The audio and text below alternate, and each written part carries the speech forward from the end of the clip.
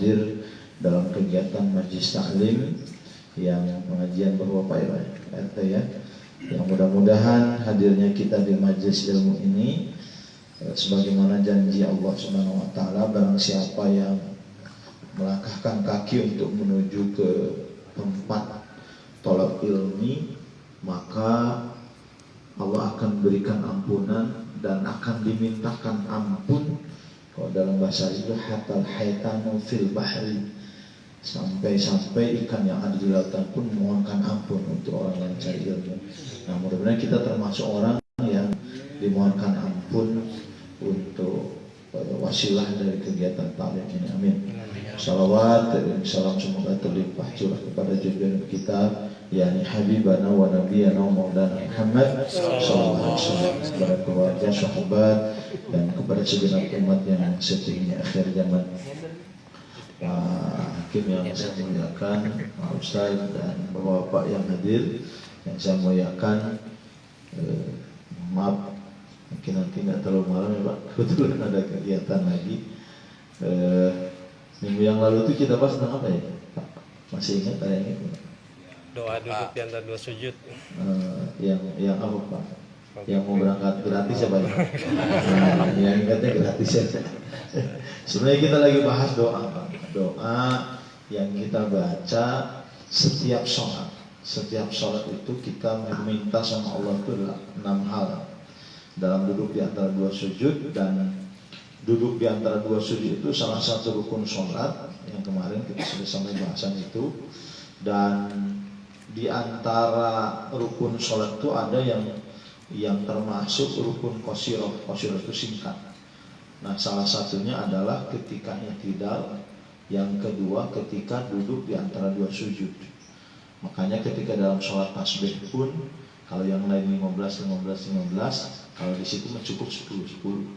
Pertanyaannya kenapa? Karena di dalam duduk di antara dua sujud atau di dalam i'tidal itu termasuk rukun qasirah ada batasan yang maksimal. Kalau ketika i'tidal batasan maksimalnya adalah seukuran baca Al-Fatihah. Jadi jangan melebihi durasi waktu ketika bacaan Fatihah.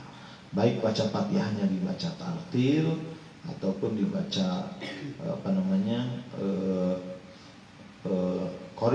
kiroahnya, silakan.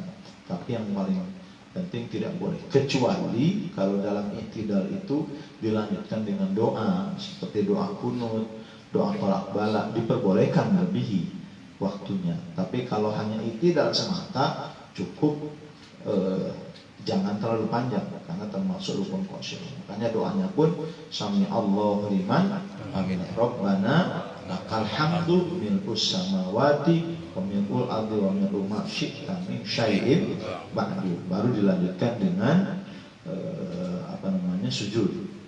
Nah, yang disunahkan panjang itu, yang dibolehkan panjang itu adalah ketika sujud. Itu pun ada batasannya, ada rule of the game-nya, ada aturan mainnya. Jadi boleh 3, boleh 5, boleh 7, boleh 9, boleh 11. Nah, kalau yang cukupnya 3 atau sampai 5. Boleh nggak 7, 9 sampai 11? Boleh, tapi dengan catatan kalau sholatnya munfarid, sholat sendiri atau masing-masing. Kalau dalam berjamaah mah bagi makmum ikutin saja imam. Kalau imamnya jangan terlalu lama, nambah 5, 7 sampai 11, kecuali kalau sebelumnya dikomunikasikan dengan makmum. Nah, ini luar biasa ya Pak.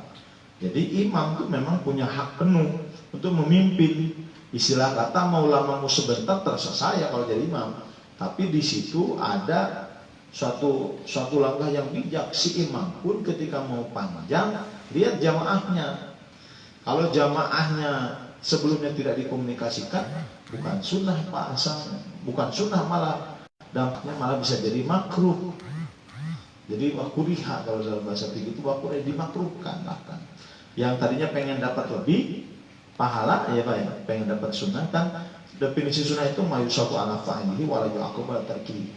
Bila mana ditinggalkan, dikerjakan dapat pahala, bila mana ditinggalkan dapat dosa. Sebaiknya dikerjakan.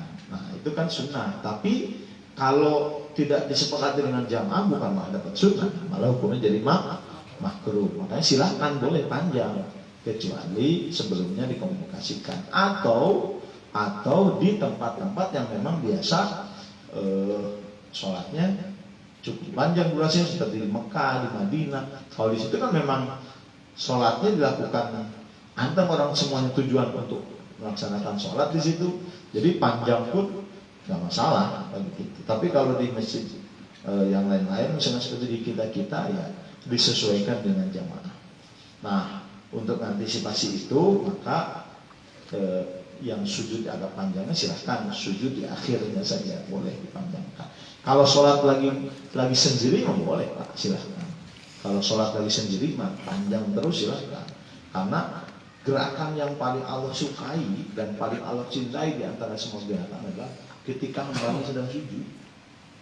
Makanya ketika sujud itu, jadi sunnahnya itu matanya dibuka, ininya ditekan sampai betul-betul ngerasa sampai kayak mata tuh seperti mau keluar kalau lama ya. Dan kalau sebentar maka enggak. Tapi kalau sebentar anteng tenang, nah disitulah di saat sesuatu yang Allah sukai.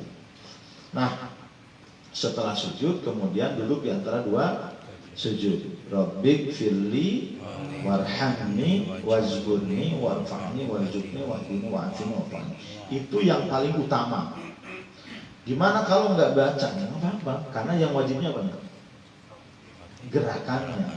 Yang wajibnya adalah gerakannya. Itu pun durasi waktunya, kalau i'tidal tidak boleh melebihi dari bacaan Fatihah. Kalau dia duduk di antara dua sujud, durasi waktunya tidak melebihi tasyahud, tahiyat. Tahiyat itu ada empat unsur. Nanti kita akan lanjut. Ada 4 unsur. At-tahiyatul mubarakatus salawatut thayyibatulillah. Itu yang panjang. Kalau yang pendek at-tahiyatulillah. Boleh? Nah, kalau dalam tarawih itu ada yang ekspres, ada yang patas AC, ada yang ekonomi kan biasa kan. Jadi kalau yang singkat itu at-tahiyatulillah boleh. Kalau yang agak panjang at-tahiyatul mubarakatus salawatut thayyibatulillah. Assalamu alayka ayyuhan nabiyyu wa rahmatullahi wa barakatuh. Yang kedua. Yang ketiga, assalamu alayna wa ala ibadillahis sholihin. Yang keempat, asyhadu an la ilaha illallah wa asyhadu anna muhammadar rasul. Nah, itu ukuran waktunya Pak. Kalau dihitung durasi menit, detik, mungkin maksimal sekitar 30 sampai 40 detik kalau. Coba aja kalau kita baca at-tahiyatul mubarakatus sholawatut thayyibatulillah. Assalamu alayka ayyuhan nabiyyu wa rahmatullahi wa barakatuh. Assalamu alayna wa ala ibadillahis sholihin. Asyhadu an la ilaha illallah wa asyhadu anna muhammadar rasulullah. Sekitar 25 sampai 30 detik. Itu pun ukurannya kalau kita baca doa Rabbikil itu anteng kan kalau kita hanya baca Rabbighfirli warhamni wajburni warfa'ni warzuqni wahdini wa'afini wa'afani. Berapa detik? 8 detik. 8 detik. Jadi kalau agak anteng Pak, coba dia agak anteng. Rabbighfirli, anteng Pak mana? Warhamni wazburni warfa'ni warzuqni wahdini wa'afini wa'fu anni. Berapa detik? 18 detik Pak. Itu teh udah kelas anteng ya Pak. Kelas anteng itu Pak. Kalau biasanya kita Rabbighfirli warhamni wazburni warfa'ni kan gitu Pak ya. Rabbighfirli warhamni wazburni warfa'ni. Itu paling berapa detik Pak? 5 detik selesai. Nah, yang afdal itu Pak. Jadi silakan baca doa. Dan doa itu kan dahsyat sekali. Kemarin kita bahas sampai ini misalnya. Ya, Rabbighfirli warhamni. Rabbighfirli, ya Allah ampuni dosaku. Ampuni semua dosaku yang sedang, yang telah, yang akan. Jadi ketika kita baca Rabbi fili, Allah ampuni dosaku yang telah lalu dari sejak saya dewasa sampai dengan saat ini yang telah lalu. Dosa saya saat ini. Yang ketiga, dosa saya yang akan datang. Jadi Rabbi fili itu ketika mohon ampun tuh diingetin, bagus semua dosa-dosa yang pernah kita lakukan diingetin semua. Makanya nggak bakalan terasa Pak kalau tengah malam jam 2, jam setengah 3, jam 3 ketika orang sedang tidur lelap, kita duduk sambil tenang, anteng sambil Rabbi firli, ya Allah ampuni semua dosaku, dosa terhadap diri sendiri, dosa terhadap orang lain, dosa terhadap tetangga, dosa terhadap bapak, ibu, anak, istri. Wah, disebutkan itu aja udah berdoa ya mantap. Gitu. Warhamni ya Allah, kasih apa? Berikan aku rahmatmu di dunia wal akhirah, kasih sayangmu di dunia dan kasih sayang ya. Mana sudah kita bahas. Terus pilih warhamni wazburni, ya Allah. Kalau dalam bahasa Sunda itu jembarkan, kalau dalam bahasa Indonesia ada maknanya dua, ada tutupin aibku, atau yang kedua berikan aku keleluasaan harta. Jadi berikan aku kekayaan, itu maknanya. Kemudian warhamni Rabbi fili warhamni wazburni warfa'ni, angkat derajat. Mana sudah kita bahas, kalau sudah Allah angkat derajat, nggak ada yang mustahil dari asalnya di bawah bisa di atas.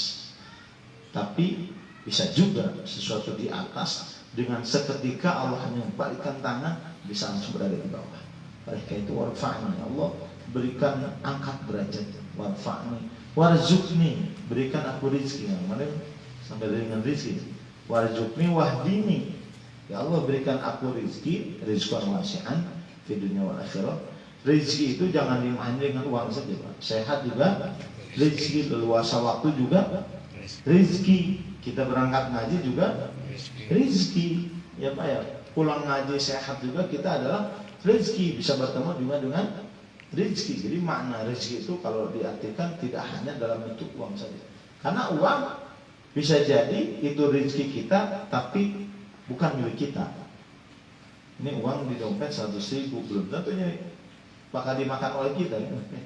Bisa saja pindah tangan, bisa saja pindah ke tangan orang lain. Oleh karena itu warzuqni ya Allah, berikan aku rezeki.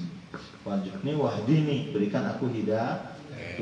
Nah kemarin kalau bicara tentang hidayah, hak berbatin Allah. Kalau orang sudah diberikan hidayah, nggak ada yang bisa menghalangi. Makanya kemarin ada doa, masih apa doanya? Katanya pengen berangkat umroh gratis Pak, pengen berangkat haji gratis. Coba Pak, Allahumma balighna bimakkatil musyarrafah wa madinatil munawwarah wa bi Muhammadin sallallahu alaihi wasallam. 3 dulu Pak. Allahumma balighna, ya Allah sampaikan, balighna kemana? Bimakkatil musyarrafah. Pertama kita pengen nyampe ke Mekah. Alhamdulillah Pak, informasi sekarang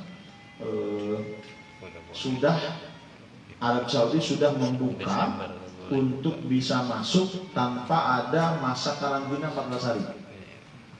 Ini baru minggu-minggu ini Pak, baru dibuka kembali. Ya 5 hari tapi sekarang sudah dibuka lagi Pak. Jadi boleh.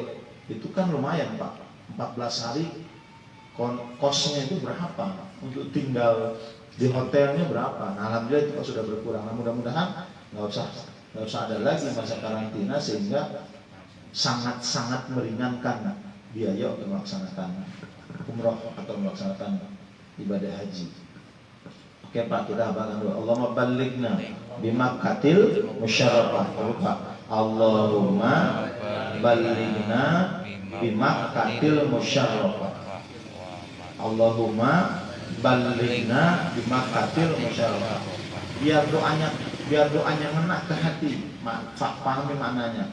Ya Allah, Allahumma ya Allah, balighna sampaikan aku kemana? Bimakkati, ke kota Mekah al-Mukarramah, al-Musyarrafah, yang dimuliakan. Sekali lagi biar ngena ke hati kita baca doa. Jadi doa itu akan terasa ke hati, akan nyambung ke hati manakala kita ngerti apa yang kita minta.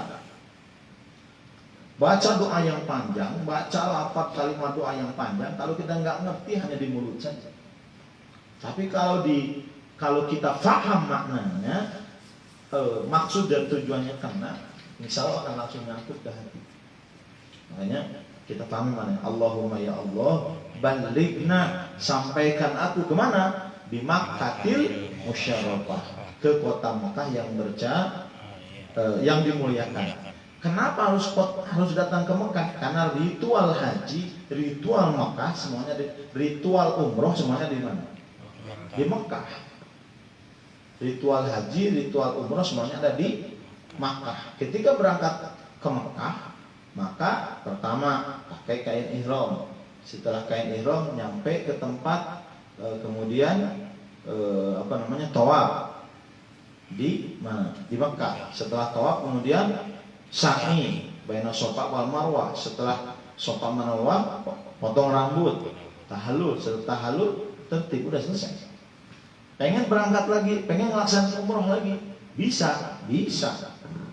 Tapi syarat harus keluar dulu, harus keluar dari kota Makkah yang disebut dengan mikot. Ada mikot makan, ada mikot zamani. Kalau dalam ibadah haji ada mikot makan, mikot zamani. Tapi kalau dalam umroh tidak ada mikot zamani, yang ada mikot makani. Tidak ada batas waktu kalau umroh mah. Kalau haji ada batas waktu, ada batas tempat. Nah, kalau misalkan ini di barat, ini Mekah nih, Ka'bah. Ada 4 sisi, jalan 1, 2, 3, 4. Ketika pertama kita datang misalkan melalui dari sini, batasnya mikotnya, misalkan dari Tan'im. Dari sini kita niatkan ihram di sini, kemudian selama di sini menggunakan kain ihram, tawaf keliling, kemudian sa'i dari terowongan Safa Marwah, tahallul di situ. Kalau pengen umroh lagi, maka jangan balik ke sini, tapi masuk ke titik yang lain, misalkan keluar dari sini. Baru umroh lagi, dan itu lumayan Pak. Kalau dulu itu makanya barengan aja Pak, sekitar 500 real pakai taksi, satu taksi. Tapi jangan kalau laki-laki semua. Kalau bawa perempuan hati-hati Pak, jangan buka pintu, perempuan dulu yang naik. Kalau bawa perempuan, laki-laki itu baru naik, baru perempuan. Kalau keluar perempuan dulu. Kenapa demikian? Khawatir kenanya sama tukang taksi yang nakal. Perempuan kabur bahaya nih Pak. Karena di sana perempuan jarang. Perempuan itu gak boleh keliaran kaki kita. Nah, umroh yang pertama tadi udah, umroh yang kedua nggak boleh lagi dari sini, harus dari sini. Jadi keluar dulu dari kota Mekah. Nah, itu semua pasti butuh proses Pak. Butuh proses, jarak, waktu, tenaga. Nggak usah khawatir Pak. Yang penting kita nyampe aja. Makanya doa yang pertama, Allahumma balighna bi Makkatil Musyarrafah. Itu yang pertama. Yang kedua, tentu kita berangkat ke sana bukan hanya pengen ke Mekah, tapi pengen juga kemana? Pengen juga ke Madinah. Makanya Allahumma balighna bi Makkatil Musyarrafah wa Madinatil Munawwarah. Di situ ada wawu. Kalau kata Sandaima itu wawu atap. Kalau dibaca di atapnya itu Allahumma balighna bi Makkatil Musyarrafah wa balighna bi Madinatil Munawwarah. Ya Allah, sampaikan ke kota Mekah, sampaikan ke kota Madinah. Untuk apa kita berada di kota Madinah? Hal yang paling penting berangkat ke kota Madinah, kita akan ziarah ke makam Rasulullah Shallallahu Alaihi Wasallam. Enggak ada Pak kenikmatan, enggak ada rasa kepuasan kecuali ketika kita berziarah bisa berada di hadapan makam Rasulullah SAW. Coba Pak, selama hidup kita itu selalu baca sholawat kepada Nabi. Allahumma sholli ala sayyidina Muhammad, dan sholatnya dan itu dibaca Allahumma sholli. Ini yang selama ini kita baca berada di makam. Sholat itu berada di hadapan beliau. Makanya akan beda Pak ketika kita baca sholawat di sini dengan kita baca sholawat di depan makam Rasulullah SAW. Makam Rasulullah SAW itu seperti gini Pak, dikasih jerujinya warna gold, emas gitu. Musa pendapat itu emas, Nah di dalamnya itu ada 2 makam Rasulullah SAW dengan Sayyidina Abu Bakar Siddiq. Jadi, nah kita hanya di sini aja Pak. Bentuknya kayak cara gini. Jadi di sini ada batas. Nah, ketika kita baca sholawat itu makanya kata Allah gini, kamu baca sholawat 1 kali ke baginda Rasulullah SAW, aku akan jawab 10 kali. Ini yang jawab langsung Rasulullah SAW. Ini yang jawab Rasulullah SAW. Makanya ketika kita baca sholawat di sana pasti akan getarannya beda. Makanya kita bukan, walaupun Pak bisa saja kita hanya sampai ke Mekah doang, nggak ke Madinah. Sah umroh sah, hajinya sah, karena ritual haji semuanya dilakukan di mana? Di Mekah. Tetapi ada yang paling bersejarah di situ, yaitulah makam Rasulullah Shallallahu Alaihi Wasallam. Makanya Allahumma ballighna bi Makkahil musyarrafah wa Madinatil Munawwarah. Yang ketiga ini yang dasar, wa bi Muhammadin sallallahu alaihi wasallam. Ya Allah, sampaikan aku ke kota Makkah, sampaikan ke kota Madinah, sampaikan aku berada di depan makam Rasulullah SAW. Jadi wa bi Muhammadin sallallahu alaihi wasallam itu kita sampai ke Nabiullah Muhammad SAW. Yang dimaksud adalah berada di depan makam Rasulullah SAW. Dan dijaga Pak, dijaga ketika kita ingin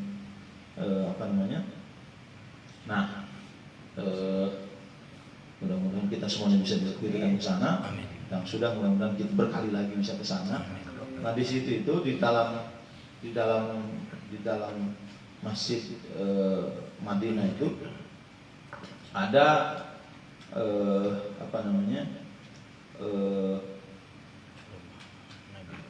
tempat yang salah satu benda surga yang tidak akan hancur sampai kiamat. Jadi yang akan Allah pindahkan yaitu tempat sholat. Ada yang tahu?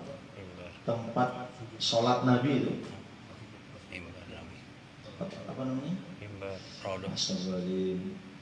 Jadi adanya di dalam Masjid Nabawi itu, di samping makam Rasulullah SAW. Di situ ada satu tempat sholat, ruangannya besar, dan itu persis ini makam Rasulullah SAW. Ini kita berada di sini.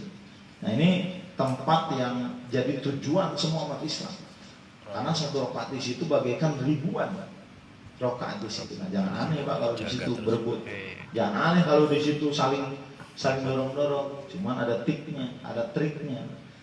Orang Indonesia itu kecil-kecil Pak. Kalau ketemu sama orang Maghribi, kita berada di keteknya. Tapi pakai cara Pak. Kalau waktu itu saya pernah diajarin oleh guru saya. Kalau mau sholat di situ, jagain aja orang sholat. Saya belum kepikir tuh, jagain orang sholat. Nanti setelah jagain orang sholat, pasti kita akan berikan kesempatan bersolat. Jadi ketika kita mau sholat di situ, ketika kita mau sholat di situ, maka jagain aja orang sholat. Kita jangan sholat duluan. Penuh Pak, 24 jam penuh. Jadi nggak ada istilah kosong. Nah, berebut orang di situ. Nah, kita malah alon-alon aja Pak. Jadi ketika kita masuk ke situ, saling desek-desekan Pak. Kita nggak usah sholat dulu Pak. Persilahkan aja orang sholat. Jagain kita berada di depannya kayak gini.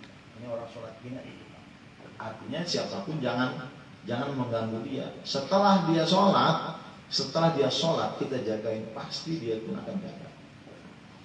Baru tafadhol antum sholat. Waktu itu harus binikmah. Saya berkali-kali orang sholat.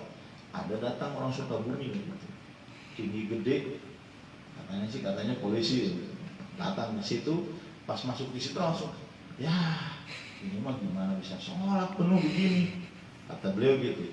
Saya udah dapat 2-3 kali, jadi 3 kali 6 udah dapat 6 kali, dan 3 kali sholat dia 6 rakaat. Dia tuh terus, saya udah dapat 2 kali 4 rakaat, dia masih juga. Ini mau akhirnya, karena saya udah dapat 6 lah, saya tanyain Pak mau sholat lah, iya. Tapi gimana? Bapak udah sip, udah jangan bisa lagi seperti itu. Terus gimana cara? Istighfar aja terus, istighfar terus, jagain orang sholat. Lihat Pak cara saya. Lihat duduk berada di belakang, lihat cara saya jagain lagi orang lain. Gak kenal, enggak Pak. Siapapun aja, siapapun. Jagain orang sholat, setelah itu akan dipersilahkan. Baru dia ngikutin, alhamdulillah bisa. Nah gitu Pak cara. Jadi ya ahsin al-muhsinnya di situ berfungsi berbuat kebaikan sama orang yang sudah melakukan kebaikan. Makanya kembali ke doa, Allahumma ballighna bi makatil musyarrah Madinatil munawwarah bi Muhammadin sallallahu alaihi wasallam bi rahmatika ya arhamar rahimin. Dengan rahmat dan kasih sayang dari Allah, dengan rahmat kasih sayang Allah kita bisa berangkat ke Mekah. Dengan rahmat dan kasih sayang Allah kita berangkat ke Madinah. Dengan rahmat dan kasih sayang Allah juga kita bisa berada di depan makam Rasulullah SAW. Kalau enggak ada rahmat dan kasih sayang Allah, sehebat apapun, sedekat apapun enggak akan bisa. Jangan kita anggap semua orang yang ada di Mekah itu udah haji semua. Belum tentu. Belum tentu Pak. Jangan dianggap mereka yang berangkat. Makanya mohon maaf, kalau TKI, TKW yang dari Indonesia berangkat ke sana, pulang dari sana dipanggil haji, ya harus nudon aja, mudah-mudahan mereka sudah haji. Belum tentu kapan waktunya dia melaksanakan haji. Baik kalau TKI, TKW, kalau kebetulan sama tuan bosnya atau majikannya yang baik, pasti diberi kesempatan. Tapi jarang Pak, jarang orang Indonesia yang diberikan kesempatan oleh majikannya, sangat jarang. Makanya disitulah, jadi nggak semuanya berangkat ke sana melaksanakan haji atau umroh. Betul-betul panggilan Allah, betul-betul panggilan Allah. Makanya kan yang pernah saya sampaikan di minggu yang lalu, doa ayatnya wa'adzin fin nasi fil haji ya'tuka rijalan wa ala kulli dhamirin min kulli fajjin amik. Panggil wahai Ibrahim, orang untuk berangkat ke tanah suci melaksanakan ibadah haji. Terus bagaimana kedengaran? Kata Allah, urusan kedengaran gak kedengaran, urusan saya, kata Allah. Yang penting dipanggil. Ruh-ruh yang menjawab panggilan Nabi Ibrahim, labbaik Allahumma labbaik labbaik la syarika. Ruh yang jawab labbaik. Nah, itulah yang akan diberikan kesempatan bersujud. Ya, saya udah tua, uang juga nggak ada. Jangan kecil hati Pak. Kita nggak berangkat, mungkin anak kita berangkat. Kalau anak kita berangkat, kan ada yang disebut dengan badal. Ya, udah sakit-sakitan nggak mungkin. Jangan bilang nggak mungkin. Siapa tahu dibadalkan kepada orang lain. Jadi kan boleh. Ketika kita sudah melaksanakan umroh, kan biasanya 3, 4, sampai 6 atau 10 kali juga silakan kalau kuat. Nah, biasanya 6 sampai 6 aja udah hebat kan. 6 kali umroh. Buat kita 1 misalkan, tapi jangan buat orang yang kira-kira masih sehat Pak. Misalkan buat saya 1, buat istri jangan. Kenapa? Masih ada kesempatan untuk bisa berangkat. Ini mah yang kira-kira udah secara zahirnya udah nggak mungkin. Misalkan ada orang tua yang udah sepuh, udah nggak mungkin, nah itu yang dibadali, itu yang kita niatkan. Atau misalkan buat almarhum bapak kita, nah itu Pak tuh. Makanya di dunia kita nggak keburu, siapa tahu ketika di akhirat malah kita dihajiin atau diumrohin. Makanya yakin saja dengan doa ini. Mudah-mudahan kita termasuk ruh yang menjawab panggilan dari Nabi Ibrahim. Karena kan kita nggak tahu. Yang jawab itu ruh Pak, bukan kita kan. Kita nggak ingat, nggak sadar, karena kita masih berada di alam ruh. Ketika di alam ruh, labbaik Allahumma labbaik ya Ibrahim, dijawab oleh ruhnya, labbaik ya Ibrahim. Nah, orang-orang yang jawab itulah yang akan diberikan kesempatan. Nah, mudah-mudahan kita yang berada di situ. Makanya doa tadi, Allahumma barik lana fi musyarrafah Muhammadin timura bin Muhammadin sallallahu alaihi wasallam ya arhamar rahimin. Baru 3 Pak. 3 lagi apa? Kan berangkat ke sana mahal. Berapa uang yang harus kita keluarkan? Berapa biaya yang harus dikeluarkan? Nggak usah khawatir Pak. Allahumma rizukna fit dunya ziyaratuhu. Gimana Pak? Allahumma rizukna fit dunya ziyaratuhu. Allahumma rizukna itu apa? Ya Allah berikan aku rizki di mana?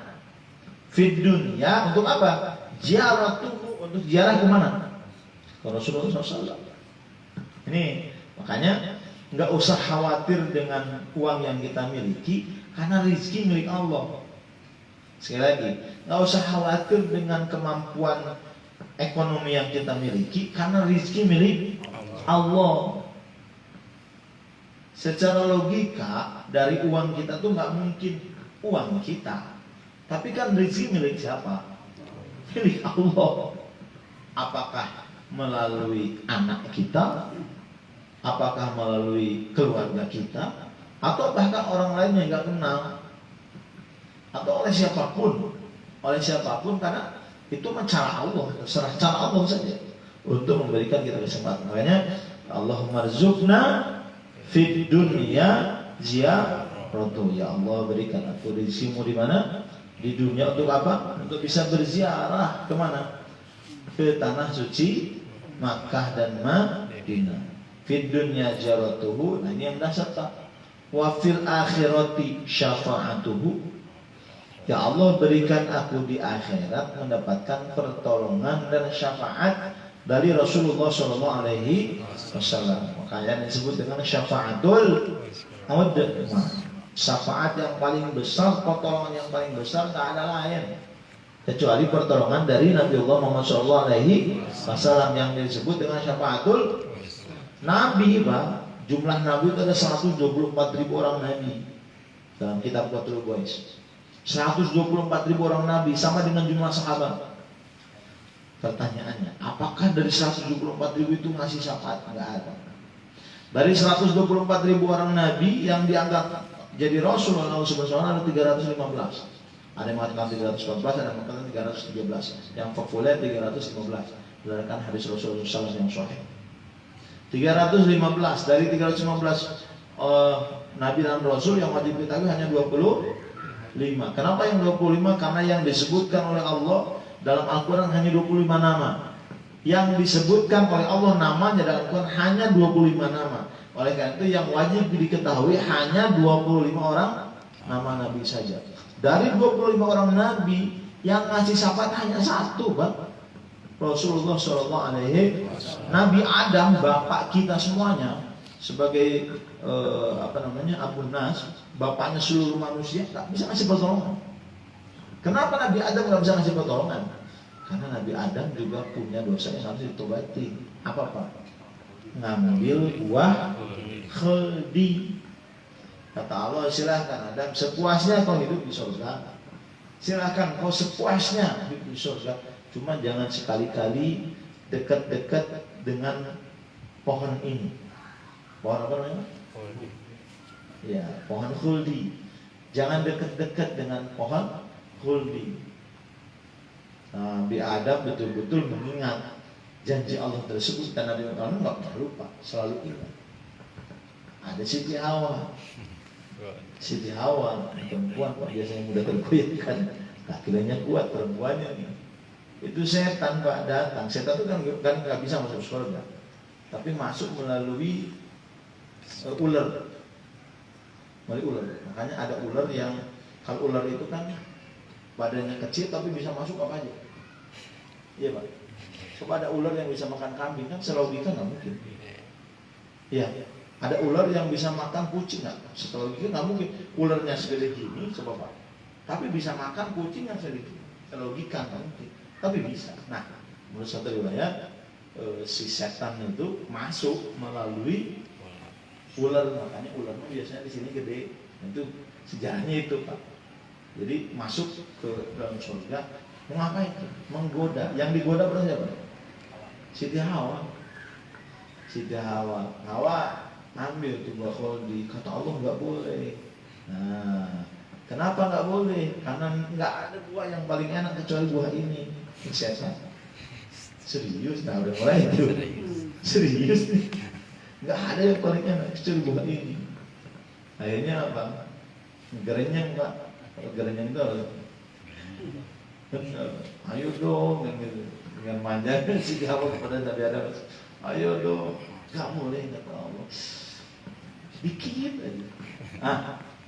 Ternyata sampai ngambil. Nah makanya coba Pak, ketika ngambil tangannya nyentuh. Makanya ketika wudhu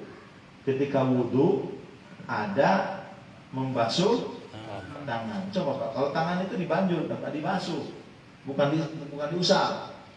Anggota wudhu itu kan ada 4 ya Pak? Ya, anggota wudhu. Yang pertama Pak, tangan, kemudian muka, kemudian rambut, kemudian kaki. Selebihnya sunnah. Kan rukun itu ada 6. Nah, tangan, kenapa tangan? Tangan itu makna filosofisnya adalah sebagai bentuk untuk membersihkan tangan, karena tangan yang sudah mengambil wahul ini. Makanya tangan itu dibasuh ketika wudhu. Itu sejarahnya, karena wudhu ada basuh tangan. Kemudian apa? Setelah basuh tangan, basuh muka, karena jelas muka yang melihat wahulni. Kemudian rambut, nggak usah dibasuh, tapi cukup diusap. Kenapa cukup diusap? Karena rambut mah hanya kena saja ke ranting-rantingnya, gitu Pak. Makanya rambutnya cukup diusap saja. Walaupun sunnahnya itu, afdolnya itu disunahnya gimana? Maaf. Kalau wudhu itu balikin lagi sunnahnya, balikin selesai. Kalau rambut, nah rambut diusap, kemudian kaki diusap atau dibasuh? Dibasuh, karena kaki yang menyentuh buah khuldi. Nah, itu sejarahnya kenapa ada yang diusap, ada yang dibasuh dalam tata cara wudhu, praktek wudhu. Nah, Nabi Adam nggak bisa ngasih pertolongan. Nabi siapa lagi?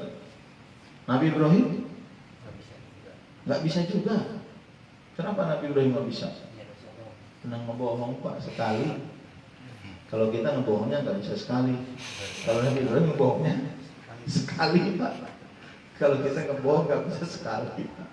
Ngebohong sekali pasti akan melahirkan kebohongan yang lain. Nabi Ibrahim cuma sekali doang. Gara-gara itu waktu ngancurin patung-patung berhala yang ada dalam Ka'bah itu, sini siapa yang ngancurin? Tahu. Tanya aja tuh orang gadanya ada di kalung patung yang paling gede. Kata cuma gitu doang Pak. Cuma gitu doang kan, kata kita nggak bohong ya. Tahu tuh tanyain tuh orang tuh bekasnya ada gada kapak yang bekas ngancurin itu ada tuh. Coba aja tanya ke dia. Dasar Ibrahim mau gendeng. Masa patung bisa ditanya? Yang Nabi Ibrahim tinggal balikin ya. Yang gila tuh siapa sih? Udah jelas nggak bisa ditanya, kenapa disembah? Udah kalah lagi tuh. Nabi Ibrahim nggak bisa ngasih pertolongan. Nabi Nuh, Nabi Yusuf dan semua nabi kecuali Nabi Muhammad SAW. Makanya Nabi Muhammad SAW diberikan sebab Allah bisa memberikan pertolongan yang disebut dengan syafaatul udma. Dikumpulkan mana umatku, mana umatku, coba suruh berjajar di sini. Umat kerja Nabi suruh berjajar di sini, nanti ikut akan masuk bersama-sama dalam surgaku. Insya Allah. Makanya Allah marjubna fi dunya jaratu wa fil akhirati syafa'atuhu. Terakhir yang keenam, ini permintaan kita yang paling dahsyat. Wa fil jannati murafaqatuhu. Ya Allah, kasih aja kesempatan di mana? Di surga. Bisa apa? Bisa bareng bersanding bersama dengan Rasulullah SAW. Nggak ada Pak kenikmatan lain ketika kita duduk bersanding bersama Rasulullah SAW. Makanya mudah-mudahan duduknya kita ini jadi saksi bahwa kita lagi nyari ilmu agar nanti bisa bersanding bersama Rasulullah SAW. Makanya kenikmatan yang paling hebat, dahsyat, masuk surga dan bisa ketemu dengan Rasulullah SAW. Selama ini kita baca Allahumma sholli ala sayyidina setiap sholat, rindu, bahkan ketika baca sholawat sampai meneteskan mata saking rindunya. Padahal kita belum pernah ketemu, belum. Di sini ada yang nggak pernah mimpi dengan Rasulullah SAW? Saya alhamdulillah belum Pak. Karena Rasulullah SAW itu nggak akan mungkin datang ke mimpi kecuali benar. Jadi kalau ada yang ngaku-ngaku saya nggak akan mungkin setan bisa menyerupai Nabi. Kalau ada yang mengatakan saya Muhammad dalam mimpinya, tapi berbentuk lain, itu nggak mungkin. Karena Rasulullah SAW jangankan bisa menyerupai, melukiskan wajahnya pun nggak akan ada yang bisa. Makanya kalau dalam mimpi bertemu dengan Rasulullah SAW, mimpinya benar ya. Kalau ada orang yang, dan itu spesial Pak, nggak sembarangan orang bisa ketemu dengan Rasulullah SAW. Dilaporin. Dan itu kenikmatannya luar biasa Pak, keluarga besar. Karena ketika kita bermimpi dengan Rasulullah SAW, kita sadar Pak. Kita sadar Pak. Bukan tidur nggak sadar Pak. Jadi seolah-olah kita bertemu dengan Rasulullah SAW itu seperti bukan mimpi. Subhanallah. Jadi kenikmatan yang terbesar itu Allahumma rizqana bil akhirati syafatu wa fil jannati murafaqatu bi rahmatika ya arhamar rahimin. 6 permintaan Pak. Ayo Pak, kita baca lagi, mudah-mudahan kita hafal Pak. Jadi pulang dari sini mudah-mudahan kita sudah dapat tiket untuk umroh dan haji. Amin. Allahumma ballighna bi Makkahil musyarrafah wa Madinatil munawwarah wa bi Muhammadin sallallahu alaihi wasallam bi rahmatika ya arhamar rahimin. Allahumma rizqna fid dunya ziyaratuhu wa fil akhirati syafa'atuhu wa fil jannati murafaqatuhu bi rahmatika ya arhamar rahimin. Bacain Pak, silahkan tiap sholat bacain doa tersebut. Syukur-syukur ditambah dengan baca surah Ibrahim. Satu hari satu kali saja baca surah Ibrahim. Ajak istri, ajak anak kita. Siapa tahu kita nggak bisa berangkat, istri kita yang berangkat. Kita dan istri kita nggak berangkat, anak kita yang berangkat. Anak kita nggak berangkat, cucu kita yang berangkat. Atau keluarga yang lain yang berangkat. Semuanya Allah kasih jalan. Asal kita yakin, seyakin-yakinnya, sekhusu-khusunya, insya Allah Allah kasih jalan. Nah, Allahumma hdini, Allahumma hdini. Ya Allah berikan aku petunjuk. Rabbi fili warhamni wajbuni warfani warjubni wahdini. Yang terakhir wa'afini wa'afini. Wa'afini itu apa? Sehatkan. Ya Allah berikan aku kesehatan. Di mana? Kesehatan di dunia. Karena buat apa rezeki banyak, duit banyak kalau kita nggak sehat. Betul Pak? Makanya sehat itu mahal Pak. Dan akan terasa sehat itu terasa jadi nikmat kalau sudah hilang. Dan Allah mencabut nikmat sehat itu nggak sekaligus. Itu baiknya Allah begitu. Allah itu mencabut nikmat sehat itu nggak sekaligus, pelan-pelan. Ambil, biasanya mah dulu mah kuat Pak makan durian.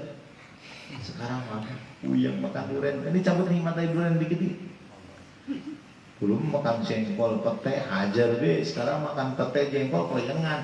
Nggak usah makan pete dan jengkol. Nikmat di situ sudah Allah ambil dikit-dikit. Jadi Allah mah baik Pak, nggak sekaligus diambil, pelan-pelan dikit-dikit. Nggak boleh makan ini ya, nggak boleh makan itu. Kan berarti nikmat Allah dikit-dikit Pak. Jangan. Dulu mah kita jalan dari sini ke proyek lari masih kuat Pak. Sekarang dari sini ke gerbang Taman Alam mana udah gepor kita. Oh, nikmat kita lagi ambil dikit-dikit. Oleh karena itu apa? Wa'afini. Ya Allah berikan aku kesehatan. Sehat itu ada 2, jasmani dan rohani. Yang paling penting jasmani dan rohani. Rohani doang sehat atau jasmani sehat? Gak bisa. Jasmaninya sehat, rohaninya nggak sehat. Ya di pinggir jalan. Tapi luar biasa Pak, ketika rohaninya terganggu, biasanya mah jasmaninya nggak peduli. Makanya kita mah nggak pakai baju di luar sejam 2 jam aja udah masuk angin. Cuma mohon maaf, orang-orang yang ODGJ, orang yang dalam gangguan jiwa, nggak pakai baju juga nggak sakit. Kenapa Pak? Karena nggak mikirin jasmaninya. Karena rohaninya juga sakit. Kita Pak makan sesuatu yang sudah basi, sakit perut. Mereka nggak bakal sakit. Kenapa Pak? Karena rohaninya nggak sehat. Makanya yang kita minta itu, ya Allah, berikan aku kesehatan jasmani dan kesehatan rohani. Jasmaninya kita sehat, rohaninya pun kita sehat, sehingga bisa ibadah. Dan niatkan Pak, ya Allah, berikan aku kesehatan agar aku bisa beribadah. Jangan sampai sehat. Kan, mohon maaf Pak, kadang-kadang ada orang yang bisa selamat ketika diberikan ujian dengan rasa sakit, tapi nggak selamat ketika diberikan kesembuhan. Kalau lagi sakit Pak, perasaan deket banget sama Allah. Apalagi sakit gigi, Allah lagi sakit gigi Pak. Lagi sehat boro-boro manggil Allah. Ya Pak. Kalau lagi sehat Pak, kalau lagi sakit, ya Allah, istighfar lagi, ya Allah, istighfar. Kalau lagi sakit Pak, lagi sehat boro-boro istighfar sama Allah, boro-boro suruh sholat. Ya Pak, kadang-kadang gitu. Kadang-kadang ada orang yang selamat, sehat, lulus ketika diberikan rasa sakit, tapi tidak selamat ketika diberikan sehat. Nah, kita mah yang penting bisa sehat Pak. Jasmani kita sehat, rohani juga sehat, sehingga kita bisa beribadah dengan tenang. Dan yang terakhir, wa'afini wa'fu anni. Ya Allah, berikan aku ampunan-Mu. Bedanya dengan tadi apa? Tadi Robbi Fili ini, ya, ini wa'fu anni. Ini ya Allah, yang kalau yang pertama ampuni aku, kalau yang terakhir wa'fu anni, ya Allah maafkan aku. Kalau di sini kalau kita lihat dari sisi maknanya, wa'afini wa qauluhu wa'fu anni itu umhu dudubi. Ya Allah, lebur, hapuskan semua dosa. Kalau tadi mohon ampun, yang terakhir hapusin aja Pak, yang gitu. Kalau tadi maafin dong, kalau yang terakhir bukan maafin lagi, udah delete. Kita mau begitu Pak ya. Kita sama. Tapi luar biasa doa itu apa? Awal dan akhirnya sama, minta ampunan sama Allah. Kalau tadi, ya Allah ampuni. Kalau yang terakhir udah hapus, udah hilangin, udah tipek, udah. Kan gitu, subhanallah. Makanya hadirin jamaah sekalian, Bapak-bapak yang dirahmati Allah, doa tadi itu doa 6 permintaan yang dahsyat. Ketika kita minta dengan khusyuk, ketika minta dengan ikhlas kepada Allah Subhanahu wa taala. Karena ada sebagian orang yang mendapat kalau udah doa ini mantap, enggak doa lagi setelah sholat juga enggak apa-apa. Sampai ada yang begitu Pak. Saking dahsyatnya, makanya pengertian sholat itu as-sholatu ad-du'a. Sholat itu adalah doa. Dan ad-du'a mukhul ibadah. Doa adalah intisarinya ibadah. Makanya dalam sholat itu semuanya doa. Makanya ketika orang sholat yang benar, itu udah cukup doa di situ sebenarnya. Subhan. Ditambah lagi Pak setelah selesai sholat, astagfirullahaladzim li wali walidayya wali ashabil huquq wajib. Ya Allah, ampuni aku, ampuni kedua orang tua. Wah, dahsyat lagi Pak. Oke, setelah duduk di antara dua sujud, jangan lupa ada tumaninah di antara duduk di antara dua sujud. Setelah itu baru sujud yang kedua. Terakhir nanti kita bahas tentang tasyahud, tahiyat. Jadi harapan kita Pak, maknain setiap gerakan dan bacaan sholat, fahami setiap rukun-rukun sholatnya, sehingga sholatnya insya Allah bakal lebih connect dengan Allah. Jadi inna sholata tanha 'anil fahsya'i wal munkar akan berfungsi kalau kita benar-benar memahami dan mendalami sholat. Makanya kalau Sayyidina Ali karamallahu wajhah, nggak ada lagi aktivitas yang paling dahsyat kecuali lagi sholat. Sampai-sampai panah nancep di dalam tubuhnya pun dicabut nggak terasa kalau lagi sholat. Kalau kita kan kebalikan, lagi sholat malah ketemu segala macam yang hilang ketika sholat. Kunci hilang ketemu lagi sholat. Baju yang hilang, duit 50.000 di duit. oh ingat di baju batik ya kemarin, ingat ketemunya lagi sholat. Itu berarti sholatnya apa Pak? Ya khusyuk Pak, saking khusyuknya ingat kemarin kan gitu. Banyak roh dipilih kan gitu Pak. Padahal nih dihajar lagi dengan doa. Insya Allah. Baik Pak, sebelum saya tutup, mohon maaf nggak sampai jam 10, sudah 45 menit. Barangkali ada yang mau ditanyakan, silakan. Mana Mas? Nah tadi sempat dengar ketika kita mengaji bisa mengeluarkan atau mengajukan orang lain di keluarga. Tapi kalau yang masih sehat itu sebenarnya saran atau gimana? Karena kita kan nggak tahu bahwa yang sehat pun punya kemampuan secara finansialnya ataupun secara fisiknya. Kita tahu. Jadi untuk membadalkan orang itu, badalkan orang yang secara dohir Pak, kan kita mau alam secara takdiriyah kan urusan Allah Pak. Dohir Pak, secara dohir itu yang tidak memungkinkan lagi untuk bisa berangkat, itu yang kita badali. Misalkan gitu, kan wajibnya haji itu cuma sekali, wajibnya haji itu sekali. Jadi kalau sudah sekali di haji ya udah nggak wajib lagi yang lain. Yang khawatirnya gini, kalau yang sehat sudah dibadalin haji, ternyata Allah ngasih rezeki lagi seperti itu. Berarti kan bukan wajib lagi, sunnah. Makanya ketika haji itu syarat orang yang membadalkan haji itu syaratnya harus sudah haji. Nggak bisa kita nyuruh haji sama orang, misalkan saya ajak misalkan Bang Hakim untuk berangkat ke haji, Bang Hakim saya kosin, saya bayarin semua, tapi hajinya untuk ibu saya misalkan, ya untuk ibu saya misalkan. Kalau Bang Hakimnya belum haji nggak bisa. Jadi badal haji syaratnya itu harus sudah melaksanakan haji. Agar apa? Yang tadi wajib itu cuma sekali. Gitu. Makanya ketika kita badal haji itu atau badal umroh itu kepada orang yang secara dohir itu nggak mungkin. Secara dohir nggak mungkin berangkat. Tapi kalau istri kita kira-kira sehat, tapi kan rezekinya mumpung saya, ya sekarang. Tapi Allah alam rezeki pada Allah Maha tahu. Makanya nggak usah dibadalin haji. Kalau umroh boleh itu Pak. Kalau umroh boleh. Tapi sebaiknya kasih kepada orang-orang yang misalkan yang sudah rempo, bahkan yang sudah meninggal boleh Pak. Yang sudah meninggal boleh dibadalin. Bapak saya waktu sebelum wafat itu sudah daftar, cuma nggak keburu karena beliau keburu wafat. Makanya ketika ibu saya berangkat, ya untuk almarhum bapak saya dibadalin sama haji, sama al-hajj yang di sana boleh, silahkan. Tapi kalau kira-kira masih kuat, masih sehat, ini jangan dulu ini. Artinya apa? Mending dipanggil di sana. Dipanggil di sana. Ya Allah berikan kesempatan istriku untuk bisa berangkat ke sana.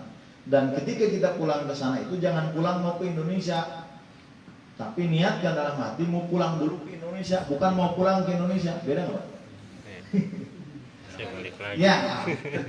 Kalau mau pulang dulu ke Indonesia, berarti nanti akan balik lagi gitu kan. Ya kalau aku mau balik ke Indonesia ya udah, bisa balik ke sini. Sederhana tapi beda dari sisi mana beda. Dah di sana mah kalau bahasa orang tua mah seucap nyata seucap apa? Seucap nyata. Sasidum itu seucap nyata kalau di sana kan. Bahasa sekecil apapun Allah lihat kan kalau di Mekah memang karena tempat suci. Makanya kalau kesombongan Allah balas kesombongan kan gitu. Jadi gitu Pak ya. Boleh silakan, tapi diupayakan yang sudah tidak memungkinkan. Masih ada Pak yang lain? Satu lagi pertanyaan. Cukup Pak? Cukup nih. Ya cukup ya. Saya kebetulan ada kegiatan yang lain. Dari saya cukup sekian. Mudah-mudahan ada manfaatnya. Wabillahi taufiq. Assalamualaikum warahmatullahi wabarakatuh. Langsung doanya. Salam radhiyallahu tabaraka wa ta'ala kulli sahabati Rasulillah ajma'in. Amin ya Allah ya Rabbana. Allahumma kafi Muhammad wa kalimati Muhammad wa siwaki Muhammad bi barakati Muhammadin sallallahu alaihi wasallam. Allahumma nas'aluka an tarzuqana rizqan thayyiban rizqan wasi'an min ghairi ta'abin wa la nas'aluka bi rahmatika ya arhamar rahimin. Allahumma ballighna bi makkahil musyarrafah ومدينة المنورة حبيب محمد صلى الله عليه وسلم برحمتك يا أرحم الراحمين. اللهم ارزقنا في الدنيا زيارته وفي الآخرة شفاعته وفي الجنة مرافقته برحمتك يا أرحم الراحمين. ربنا آتنا في الدنيا حسنة وفي الآخرة حسنة وقنا عذاب النار. سبحان ربك رب العزة عما يصفون وسلام على المرسلين والحمد لله رب العالمين. Satu kali coba Al-Fatihah.